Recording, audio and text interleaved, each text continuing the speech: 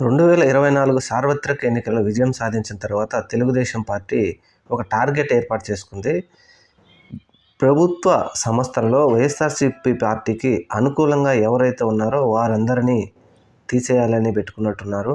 అయితే ఇక్కడ ప్రభుత్వం వారు గమనించవలసింది ఏంటంటే, గవర్నమెంట్ ఉద్యోగం సాధించి గవర్నమెంట్లో ఉన్నత ఉద్యోగస్తుడైన తర్వాత ఆయనను ఏ ప్రభుత్వమైనా ఒకవేళ వారు నచ్చకపోతే ఇంకో చిన్న ఉద్యోగానికి పంపిస్తారే కానీ ఆయన ఉద్యోగాన్ని తీసేయలేరు.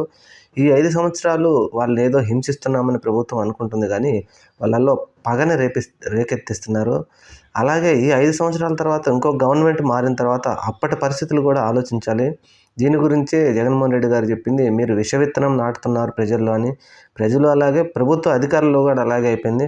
వీరు వైసీపీ అనుకూలం అని తెలిస్తే వాళ్ళని ఎక్కడికైనా ఏం చేయడానికైనా ఇప్పటి ప్రభుత్వం చూస్తూ ఉంది. కానీ ఇది మాత్రం అత్యంత బాధాకరం.